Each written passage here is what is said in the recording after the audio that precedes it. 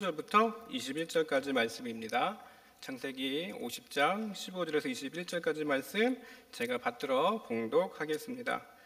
요셉의 형제들이 그들의 아버지가 죽었음을 보고 말하되 요셉이 혹시 우리를 미워하여 우리가 그에게 행한 모든 악을 다 갚지나 아니할까 하고 요셉에게 말을 전하여 이르되 당신의 아버지가 돌아가시기 전에 명령하여 이르시기를 너희는 이같이 요셉에게 이르라. 내 형들이 내게 악을 행했을지라도 이제 바라건대 그들의 허물과 죄를 용서하라 하셨나니 당신 아버지의 하나님의 종들인 우리의 죄를 이제 용서하소서 하매 요셉이 그들이 그에게 하는 말을 들을 때에 울었더라.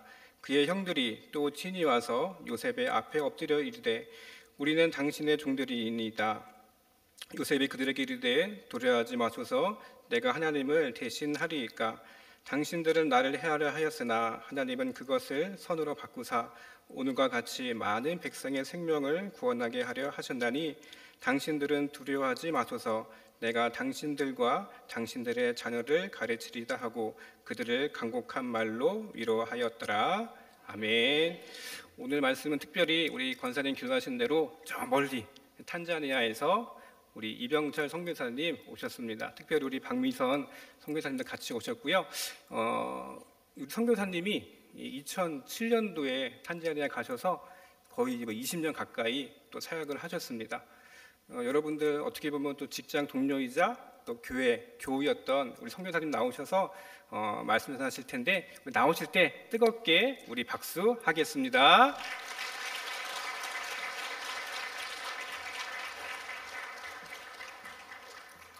할렐루야, 반갑습니다. 안 반가운가 봐요. 소리가 작아요. 너무 반가워서 그렇죠. 그렇게 믿겠습니다. 제가 단지 기도할게요. 하나님 감사합니다. 보고 싶었던 얼굴이고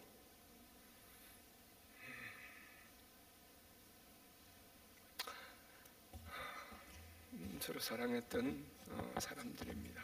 하나님 다시 만나게 해서 감사하고 또 함께 얼굴을 보며 은혜를 나누게 해서 감사합니다. 부족하지만 하나님 오늘 나누는 이야기 속에 주님이 지켜주시고 정말 들을 것 듣게 하시고 말할 것 말하게 하셔서 은혜되는 시간 하옵소서. 예수님의 이름으로 기도합니다. 아멘.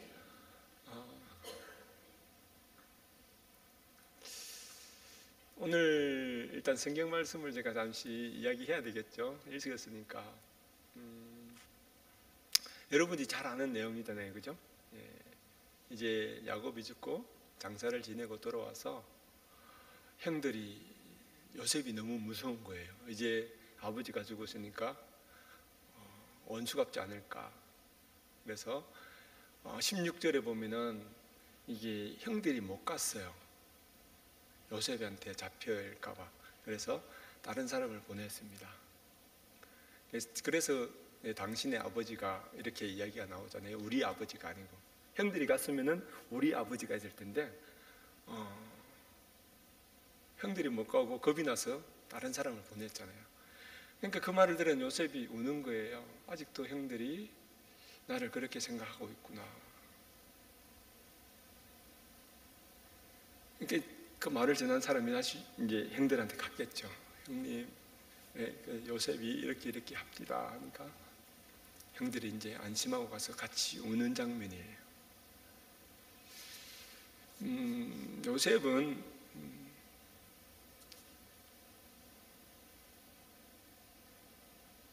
형들을 너무너무 만나고 싶었고 동생 베냐민도 아버지도 너무너무 만나고 싶고 용서라는 개념보다 하나님이 나를 세우시려고 미리 준비하신 일이다라고 이제 형들 이야기하는데 형들은 이 요셉의 마음을 잘 모르는 거예요. 우리가 남의 마음을 안다면은 정말 좋겠죠, 그죠? 상대하고 이야기하면서 이 사람이 나에 대해서 어떻게 생각할까? 또 나는 저 사람한테 어떻게 보일까?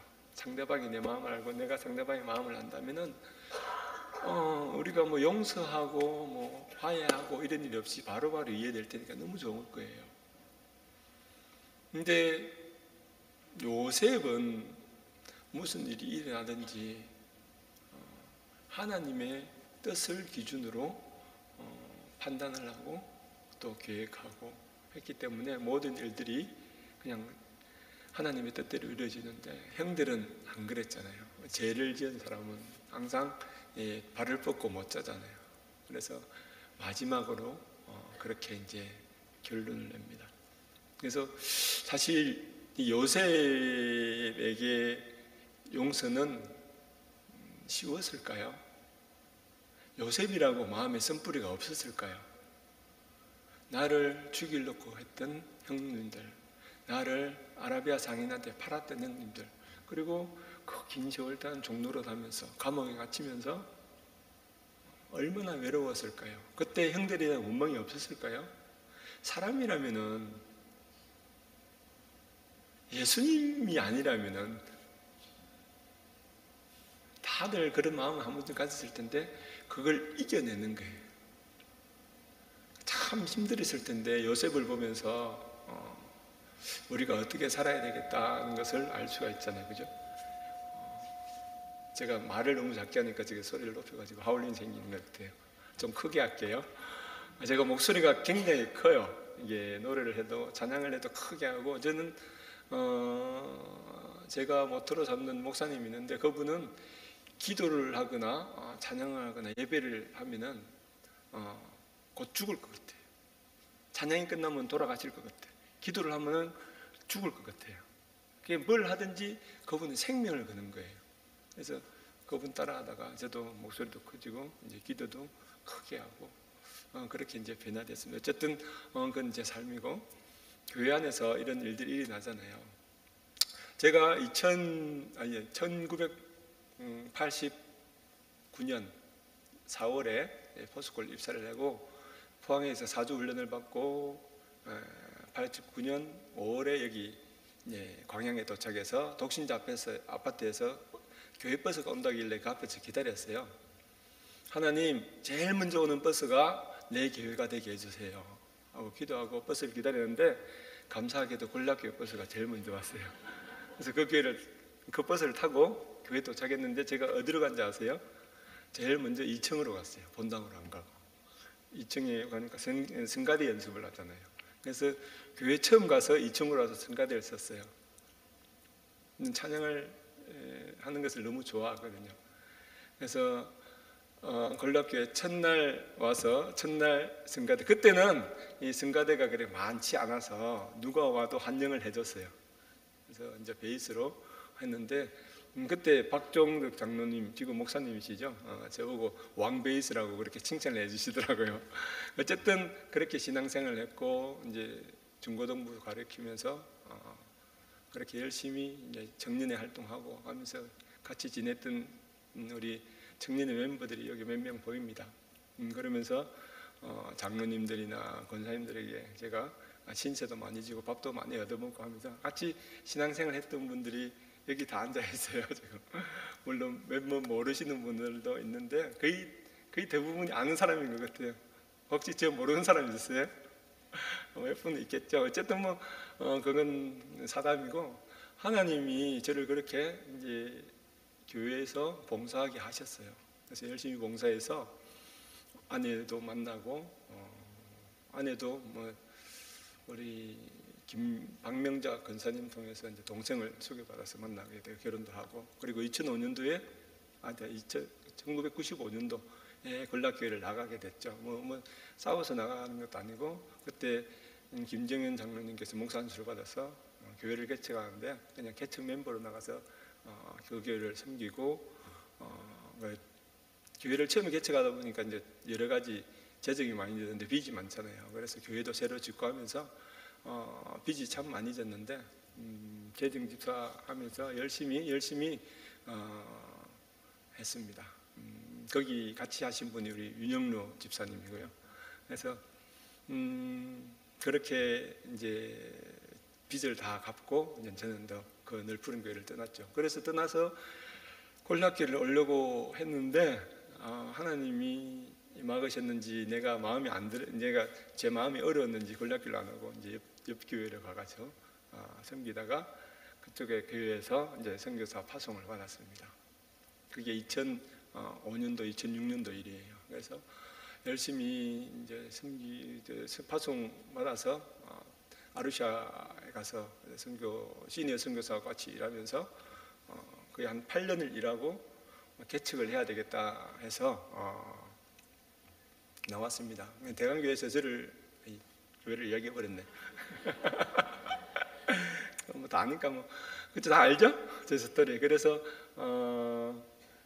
개척을 하려고 하니까 교회에서는 그 시니어 선교사를 돕는 선교사로 파송을 했는데 개척을 하는 걸 원치 않더라고요. 그래서 개척을 하면은 후원을 못 해주겠다더라고요. 그래서 아내하고 기도해 보겠다 하고 이제 목사님한테 이야기하고 돌아오는 길에 아내가 많이 울었어요. 그 이야기하는 과정에 오해와 불신과 또 억울함과 누명과 이런 것들이 우리한테 막 왔거든요. 우리는 안 했는데 했다 하더라고요.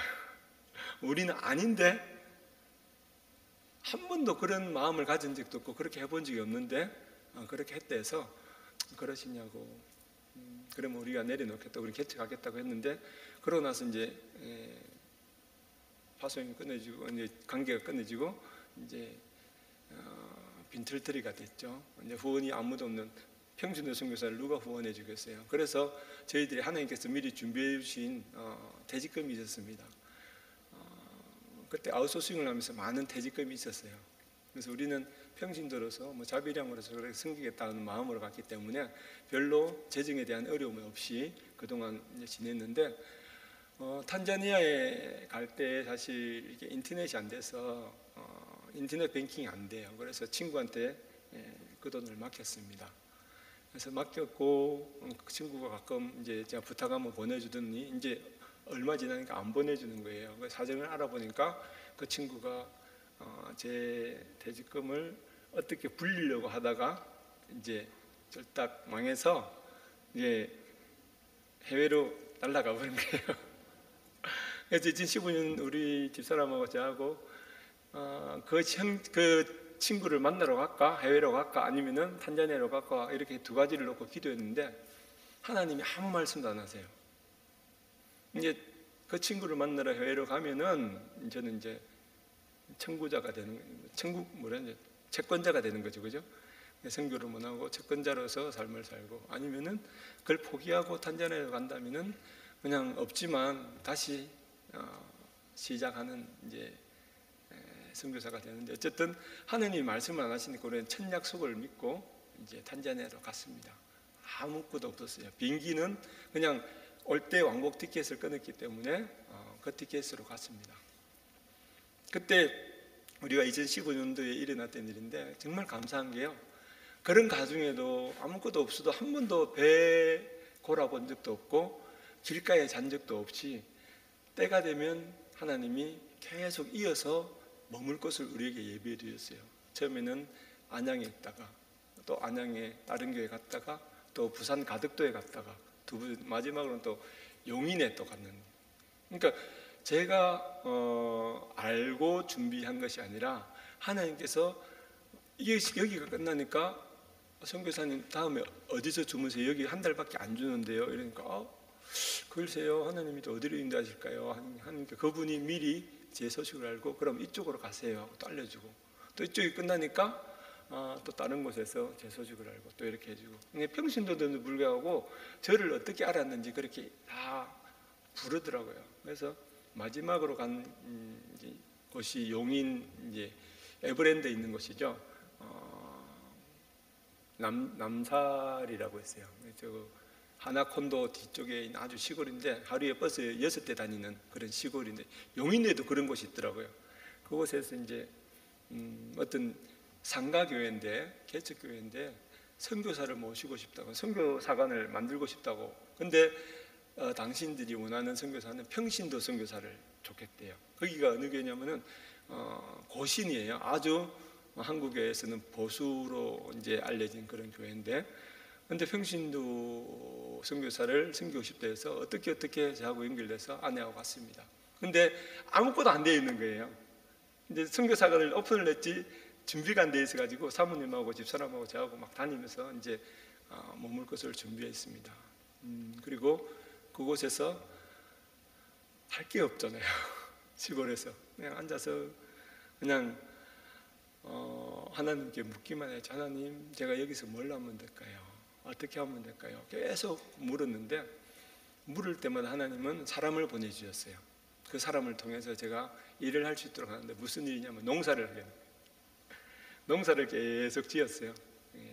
유기농이라고 농약 안 뿌리고 이제 고추도 키우고 토마토도 키우고 하는 방법들을 제가 탄자니아에서 배웠거든요. 한국에서 배운 게 아니라 탄자니아에서 필요하니까 하나님이 어떤 루트를 통해서 가르쳐 주시더라고요. 그래서 농약을 안 치고 이제 여러분도 잘 아시는 유기농법으로 이렇게 농약을 만드는 거예요. 벌레들이 먹으면 죽는 것들. 벌레를 죽이는 게 아니고 벌레가 열매를 먹으면 죽는 거니까 금방 죽으니까 이제 그게 유기농이 되는 거죠. 어쨌든 그 일을 하는데 일주일마다 교회 성도들이 거기 그게 어디죠, 민현 씨? 심소재라고 미술관인데 미술관을 이제 선교관으로 바꿔서 쓰는 거예요. 어쨌든 그곳에서 일주일마다 교회 구역들이 이제 오는 거예요. 그래서 구역들이 와서 제가 구역장들한테 그러면 바베큐를 해줄 테니까 고기를 먼저 보내라. 오기 전에 제가 이제 초벌을 합니다. 그리고 팀들이 오면은 구역원들이 오면 재벌구이를 해서 이제 나눠 먹죠. 대부분 이제 그렇게 교제를 하면서 그분들이 가지고 있는 어려움들을 저한테 이야기하는 거예요. 목사님한테 여러분들도 목사님, 담임 목사님한테 말하지 못하는 거 있잖아요, 그죠? 없어요? 아마 있을걸요. 그런 것들을 이제 저한테 이야기하는 거예요. 그래서 제가 들으면은 그 부분에 대해서는 성경 지식을 잘 많이는 없지만은 그래도 성경 말씀을 인용해서 조금씩 건면하고 하면서 계속 교제를 나눴죠. 그러니까 성도들이 제하고 교제하면서 교회를 떠나려고 이번 주가 선교주님 만나서 결정을 보고 다음 주부터는 다른 교회 갈 거다고 이렇게 결정을 하고 오신 분들이 몇 분이 계신데 저하고 교제하면서 그 교회에서 더 열심히 하게 된 거죠. 그래서 제가 나눈 이야기가 주가 뭐냐면 소명입니다. 제 사정을 이야기하는 거예요. 제가 지금 이런 상황입니다. 근데 그런 상황에도 탄자니아를 가는 것은 하나님이 저에게 탄자니아로 가라 했고 다른 말은 안 했어요. 그래서 그 첫 번째 주신 그 사명을 지키는 겁니다. 여러분, 교회를 보낼 때 분명히 하나님께서 여러분들을 보낸 이유가 있을 거예요.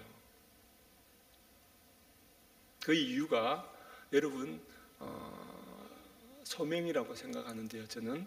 근데 사람들이 이 교회에서 어떤 상처받으면 다른 교회 가고 다른 교회에서 상처받으면 이 교회 가고 근데 옮기는 경우가 많잖아요. 수평이동이 많은데 어쨌든 옮기는데도 하나님께서 부르심이 있고 그 부르심에 여러분들이 응답해서 옮겼는데 그 일을 다 감당해야 됩니다. 그래서 내가 목사님하고 관계가 어렵다고 내가 누구하고 관계가 힘들다고 교회를 바꾸는 건 옮기는 거는 안 좋으니까 여러분 조금만 더 인내하시고 그렇게 정리하면 좋겠습니다 하고 이야기하니까 그분들이 제 말을 듣더라고요. 그래서 어쨌든 그게 은혜가 됐는지 교회에서 더 열심히 하고 또 목사님은 그런 소식을 또 듣고 저를 되게 더 사랑해주고 하면서 관계 회복이 되게 많이 됐어요. 근데 제가 이 말을 하려고 하는 건 아니고요.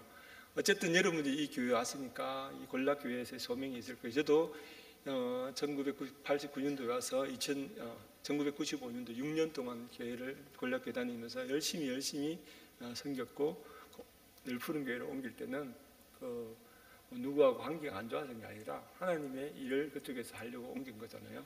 여러분들도 교회에 옮길 때는 옮기는 일이 될 때는 분명히 소명을 가지고 옮기시면 좋고 그렇지 않으면은 뼈를 묻는 게 더 좋습니다.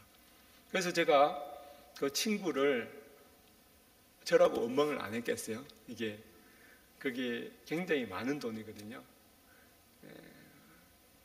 제 사정은 우리 정경수 장로님이 잘 알아요. 왜냐하면 제가 광양에 올 때마다 거의 정경수 장로님하고 한 10시간, 한 20시간 이상은 집에서 잠을 자면서도 이야기하고 제 마음을 다 토로해요. 그럼 장로님은 다 들어주고 또 권사님하고 이야기하면서 또 저녁도 맛있는 거 사주고 해서 또 위로해주고 하면서 이제 그런 시간을 보냈죠. 근데 사실 제 아내도 그 친구를 용서하기는 쉽지 않았습니다. 근데 용서해야만 되잖아요. 제가 그 친구를 저주한들 저한테 이익되는 게 하나도 없어요. 오히려 못 받겠죠, 그죠? 그 친구가 가져간 돈을. 그래서 아내하고 이야기하고 용서하고 축복해 주자. 우리가 미워했던 마음도 있어요. 우리가 근데 저주하지는 않았습니다. 왜냐하면은 그 사정을 너무 잘 아니까. 그 형제들 얼마나 어렵겠어요. 선교사의 돈을 쓸 정도면은 못 갚으면은 그의 다른 빚도 아니고 그죠? 얼마나 더 어려웠겠어요. 그래서 그 형제가 많이 어려웠겠다, 친구가 많이 어렵겠다는 이해는 하고 일단 용서하면서 지냈습니다. 그리고 한 8년이 지나니까 전화가 왔더라고요. 2023년도에. 그러니까 아내가 전화가 온 거예요. 선교사님 정말 죄송합니다. 이제 들었습니다. 자기 신랑이 했던 일을. 그래서 저희가 지금 당장 갚지는 못하는데 그래도 조금씩 갚아나가기를 원합니다. 이러더라고요. 그래서 아니 집사님, 우리는 그 돈에 대해서 더 이상 주인 행세를 하지 않기로 했습니다. 그 돈은 하나님이 가져가신 거기 때문에 집사님이 의무를 다하게 됐다면은 우리가 받는데 굳이 그렇게 막 어려운데 집사님도 어려운데 그걸 힘들게 하지 말라고 여유가 되면 갚으시고 아니면은 그냥 놔둬도 됩니다. 이렇게 이야기를 했거든요. 그래도 그분은 이제 갚기를 원하는 거예요. 그래서 2년 전에 한국에 있던 종신보험을 들어놓은 게 있는가 봐요. 그래서 그걸 깨고 저한테 보내더라고요. 720만 원을 보냈어요. 그래서 저는 그 돈에 대해서 하나님 이건 제게 아니라고 생각해요. 그래서 하나님 어떻게 할까요? 기도하는 중에 저하고 교제하는 한국의 어느 목사님이 은퇴 선교사관을 지어요. 선교사님들이 은퇴하고 한국에 돌아오시면은 주무실 데가 없으니까, 즉 머무실 데가 없으니까 그런 선교사관을 짓는다고 굉장히 고생하시는 강동진 목사님이라고 계세요. 보은에. 그분하고 계속 교제하면서 저도 그분 이제 은혜를 많이 받고 이제 말씀을 많이 듣고 하면서 그래서 그 돈을 이제 보내기로 작정을 했죠. 목사님, 제가 퇴직금이 정산이 안 된 게 있어서 이번에 통장으로 들어왔는데 목사님 그 은퇴 선교사관을 도와주고 싶은데 드리고 싶은데 목사님 계좌번호 좀 가르쳐 주세요. 이렇게 목사님이 아이고 탄자니아에도 쓸 데가 많을 텐데 뭐 그쪽에 쓰세요. 아니 이거는 제가 특별히 기도하지도 않고 바라지도 않았던 돈이 들어와서 그러니까 하나님이 글로 보내랍니다. 주세요. 그래서 계좌번호를 받아서 바로 돈을 보냈습니다. 목사님이 받아보시더만 깜짝 놀라시면서 아니 선교사님이 무슨 이런 돈을 보내냐고 그쪽에 쓸 일도 많은데 왜 이러시냐고. 아니요 목사님 이거는 제가 전혀 생각지도 않았던 것을 하나님께 드려서 하나님 주셔서 하나님께 다시 돌려드리는 겁니다. 이렇게 이제 이야기를 했어요.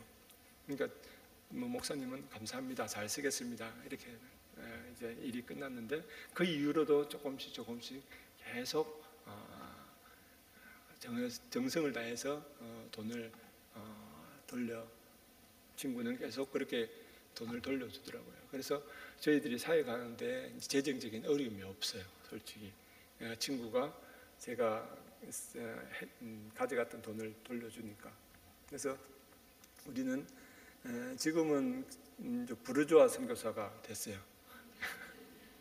옛날에는 그 2015년에는 프로레타리아 선교사가 됐는데 하나님이 2015년도에 그때 제가 완전히 쫄딱 거지가 됐잖아요. 세상 말로. 그래서 예수전도단에서도 나가게 됐습니다. 나가게 돼서 집을 짓고 살았는데 나가라더라고요. 이제 그쪽 비자가 다 됐다고. 그래서 어디로 갈까요? 또 하나님 물어보니까 하나님이 또 기도할 때마다 좋은 선교사를 보내주셔서 GMI라는 그레이스 미니스트리 인터내셔널이라는 그런 선교단체가 있어요. 그쪽에 이제 소개를 시켜줘서 거기에서 같이 일하려면 7개월간 선교 훈련을 또 받아야 된대요. 선교사 훈련을. 그래서 그러면 하나님이 또 인도해 주시니까 선교사 훈련을 받겠습니다 해서 연천에 있는 선교사 훈련원에 가서 7개월 동안 또 열심히 받았습니다. 한국에서 4개월 받고요, 미국에서도 3개월 받았습니다.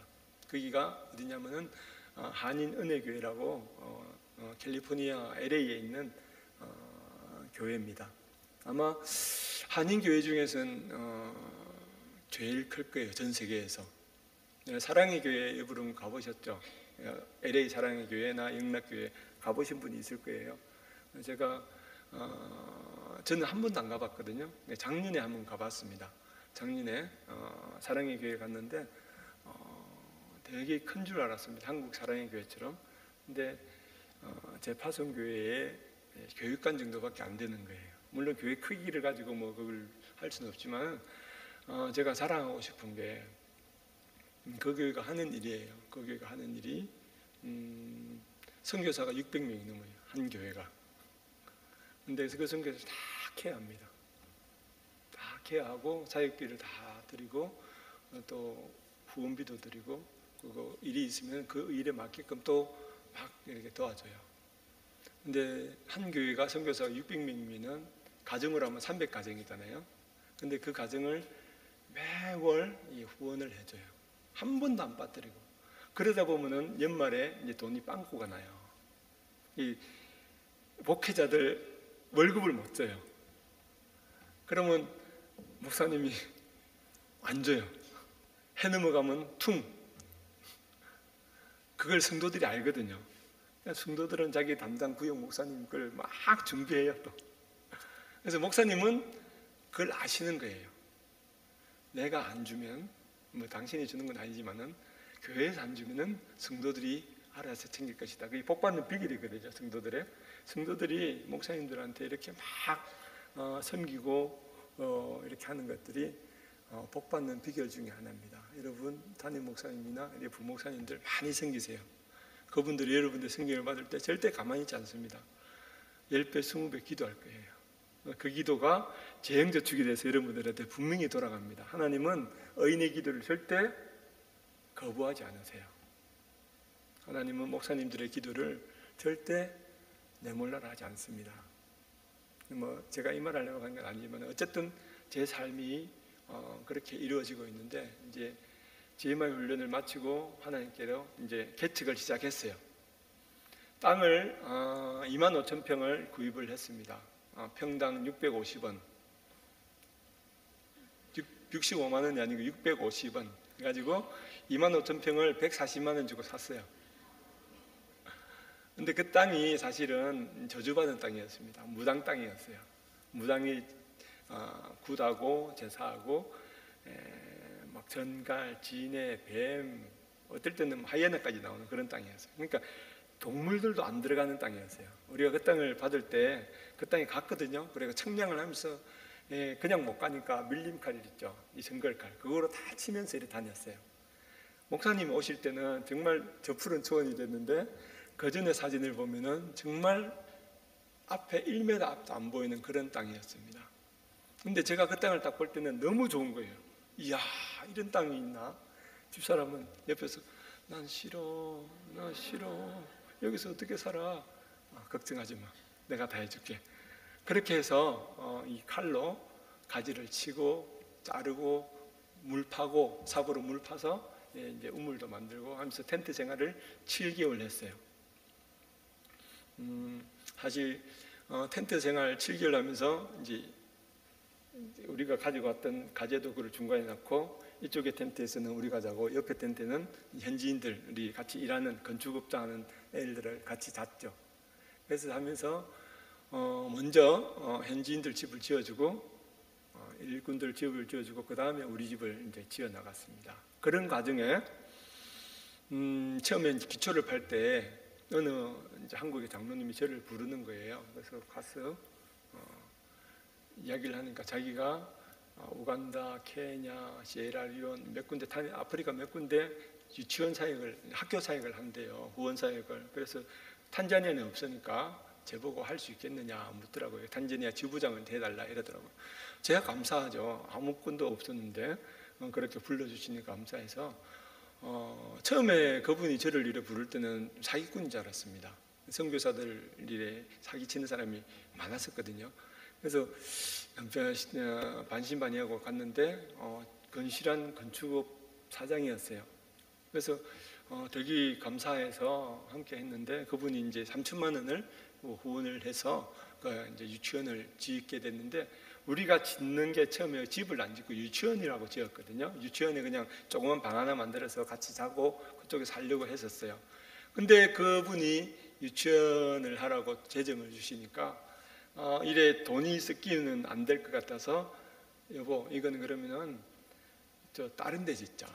지금 있는 유치원은 우리 집으로 그냥 바꾸고 다른 데 짓자 해서 유치원을 우리 집에서 저 먼 곳 여러분 사진으로 본 그곳에 유치원을 지었습니다. 그리고 유치원을 짓고 유치원 사역을 하는데 또 저를 어떻게 알았는지 또 부르는 목사님이 계셨어요. 그래서 그 교회 갔더니 이제 이렇게 선교복을 하고 돌아가는 길에 어느 집사님이 목사님한테 여쭙대요. 목사님, 제가 이번에 적금을 넣었는데 이번 달에 탔습니다. 이걸 어떻게 하면 좋을까요? 이렇게 물어보더래요. 그 목사님이 탄자니아 이병철 선교사님한테 보내면 되겠네. 이렇게 해서 그 돈을 이제 후원을 받아서 또 채플실을 지었죠.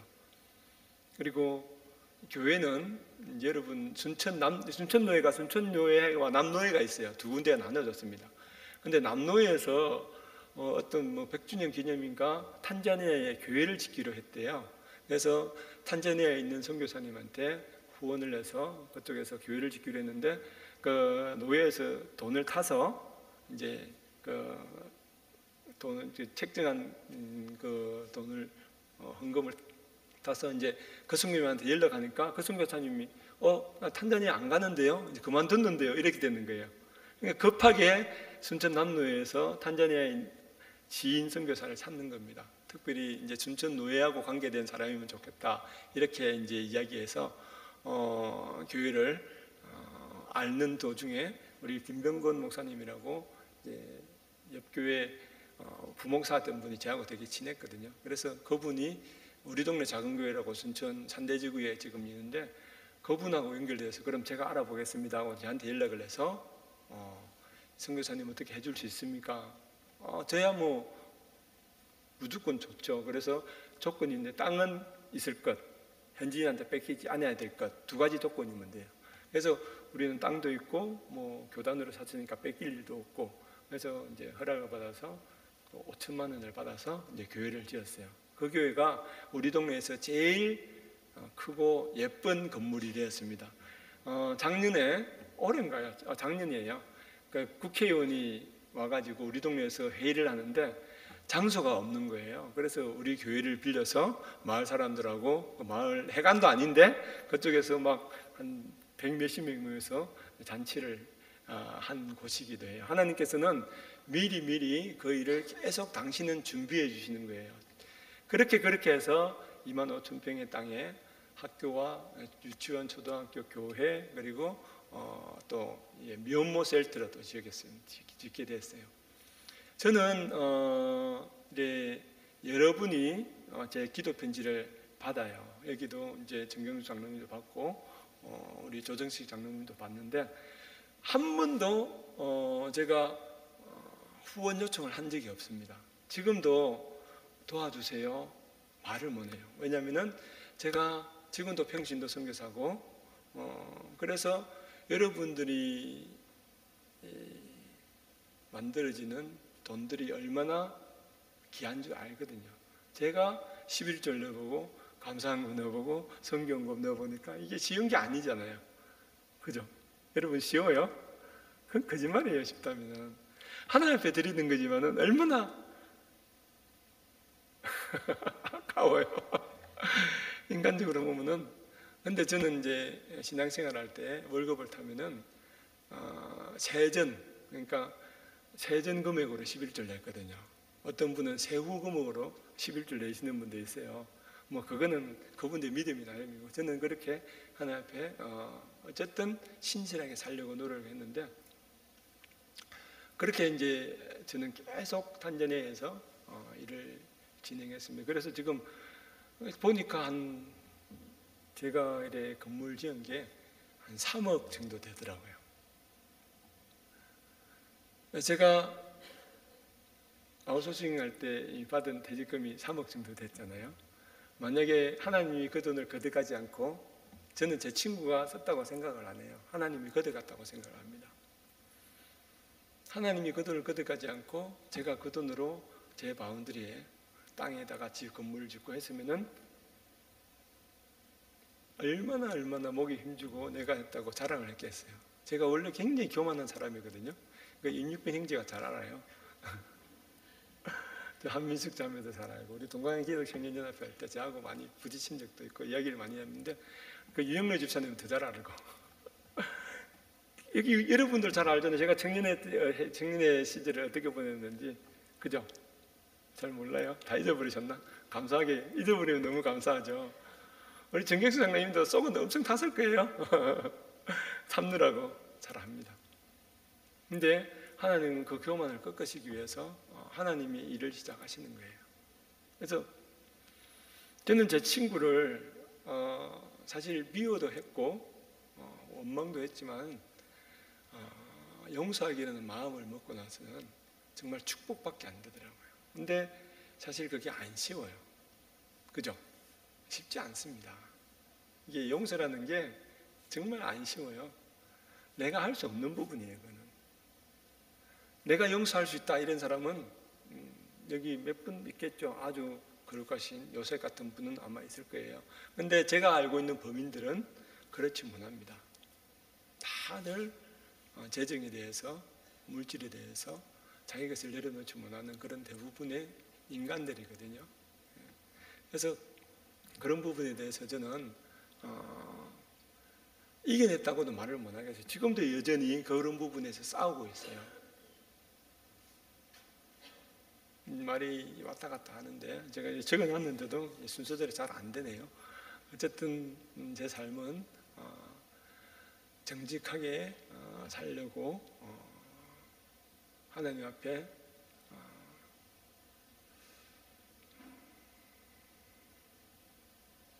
매일 울어요. 제가 하나님 앞에 제일 잘하는 게 없는 겁니다.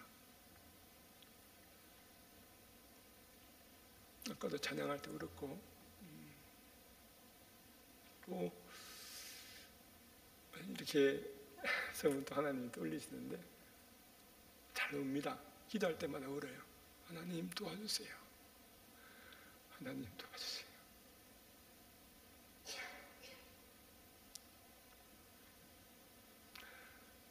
그 형제를 용서할 수 있도록 도와주세요.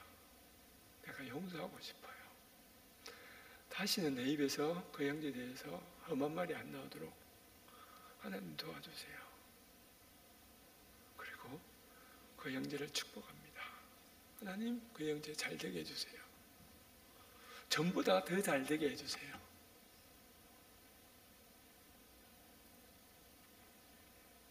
하나님은 제 기도를 들어주셨어요. 비록 그 가정이 재정이 많아서 저한테 물질로 다시 돌려주지는 못해요. 하지만 재정이 많다고 잘 사는 가정 아니잖아요. 그죠? 부자는 될 수 있는데 잘 살지는 못해요. 재정이 많으면 많은 만큼 걱정 근심이 많잖아요. 근데 그 가정이 회복되고 그 가정이 하나 되고 또 하나 된 가정이 자녀들이 부부가 모아서 이렇게 조금씩 돌려주는 그 모습을 볼 때 그 가정이 회복되고 있구나. 하나님께서 내 기도를 들어주셨구나. 그걸 느끼겠더라고요. 저는 하나님께서 그걸로 통해서 다시 재훈련을 시키시고 온전히 서게끔 만들어주시고 또 그 가정은 그 가정대로 하나님은 하나님 일을 하시는 거죠. 제가 여러분한테 보여드리려고 사진을 어저께 크리스찬 하우스 가서 막 편집을 했어요. 근데 싹 지워버렸습니다. 제 자랑 같아서 내가 이만큼 고생했습니다, 내가 이만큼 힘들게 살았습니다 보여주려고 사실 어저께 작업을 했거든요. 근데 싹 지워버렸어요. 그게 은혜거든요. 제가 힘들게 살았지만 그게 하나님의 은혜예요. 그 힘듦을 통해서 하나님이 지금 저를 이렇게 인도해 주셨거든요. 내가 편하게만 살았다면은 그 형제가 내 돈을 가지 않고 내가 가지고 있는 재정으로 떵떵거리면서 살았다면은 안 그래도 이 굵었던 목이, 교만했던 목이 얼마나 굵었고 남을 막 욕하면서 정죄하며 살았을 거예요. 지금도 정죄하는데 이런 가운데서도 남을 정죄해요. 제가 안 하고 산다고 절대 말을 못 합니다. 저도 인간이니까 여러분하고 똑같아요. 선교사라고 다른 거 하나 없습니다. 목사님이라고 다른 거 하나 없어요. 다 새끼 밥 먹고 다 벌 보는 사람들이에요. 다만 여기 서거나 여러분들 앞에 설 때 좀 더 거룩하게 보이려고 하는 모습을 나타내려고 하는데 돌아가면 똑같아요. 아내하고 싸우고, 우선 싸우죠.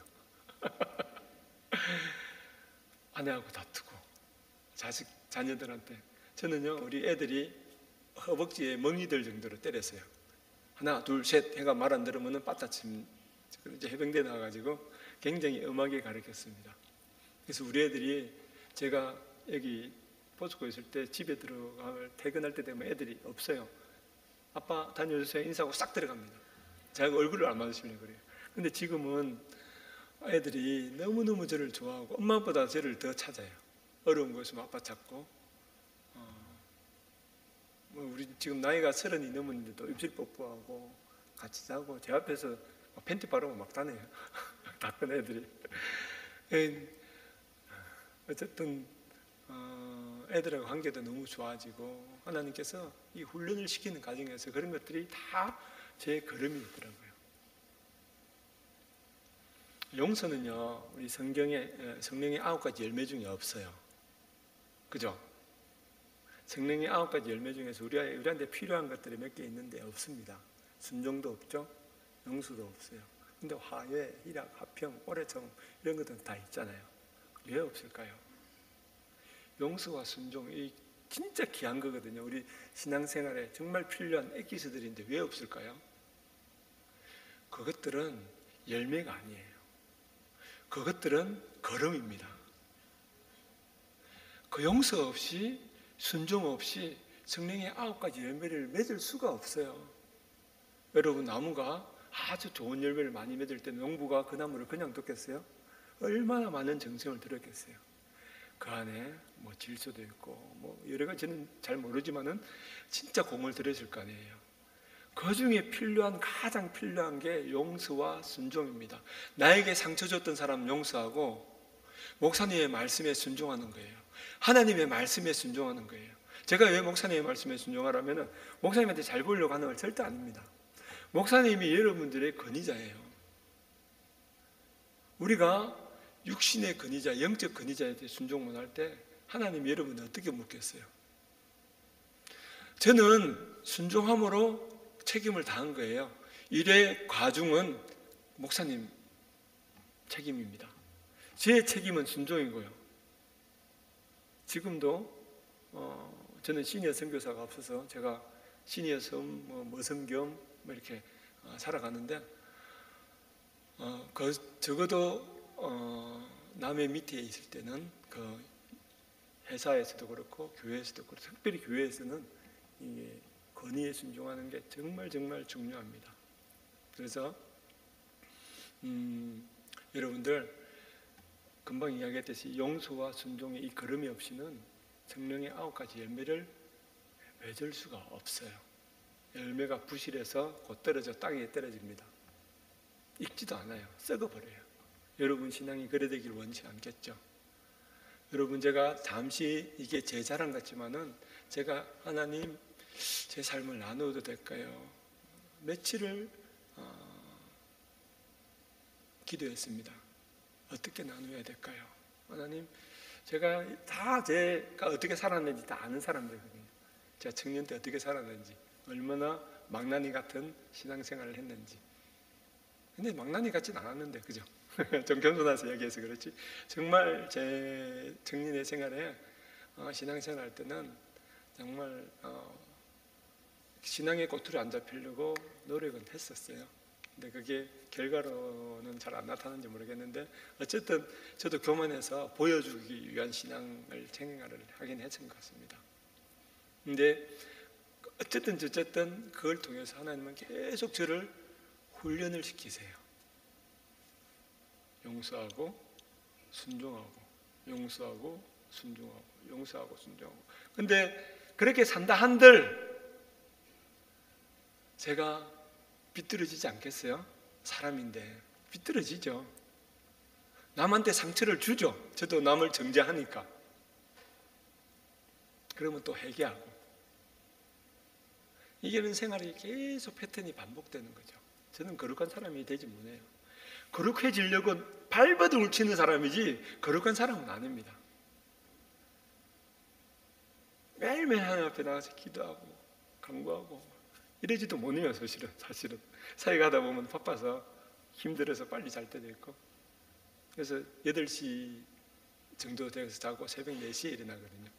그럼 새벽 기도부터 이렇게 또 막 진행을 합니다. 우리는 새벽 4시 반에 새벽 기도를 하니까 우리 현지 성도들이 와요. 새벽 기도회 때 새벽 4시 반에 얼마나 예쁜지.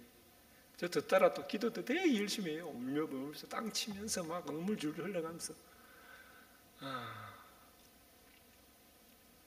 그렇게 기도합니다.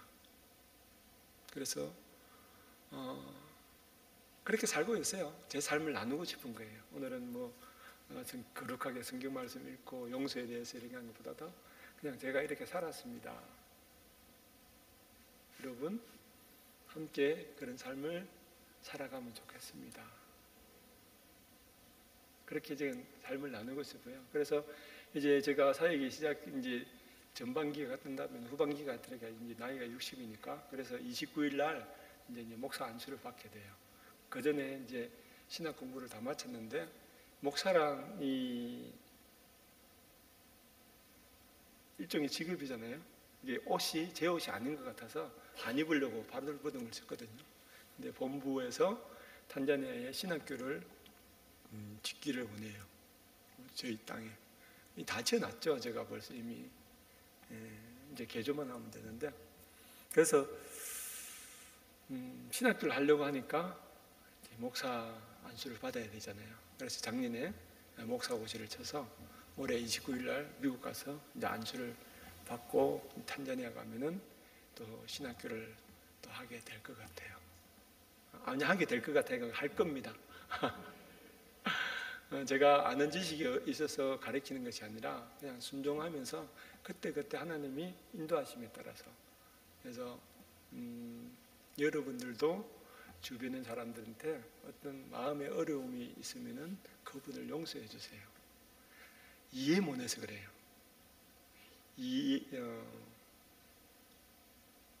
이해하면 알면 이해하고 모르면 오해 안 되잖아요. 그죠? 그러니까 알면은 이해하고 무식하면 오해한다는 그런 말도 있더라고요. 그래서 여러분, 이 교회 안에서 용서는 되게 중요합니다. 여러분, 오늘 제 삶을 잠시 나눴는데 그냥 지나가는 바람처럼 그냥 흘려보내시고, 용서 이 두 단어만 기억하시고 남들을 용서하면서, 그리고 그분을 기도하면서 축복하면 하나님께서 여러분을 단련시키는 거예요. 그분을 통해서. 저는 그렇게 생각합니다. 내 친구를 통해서 저를 단련시키셨고, 그 과정 가운데 제가 하나님 앞에 순종하면서 지금까지 지내왔는데 여러 가지 낭설들이 많아요. 막 탄자니아에 있으면은 이것저것 이야기가 많습니다. 16살짜리 애를 임신시켜가 애를 낳았다 난 둥, 제가 미혼모 센터를 하잖아요.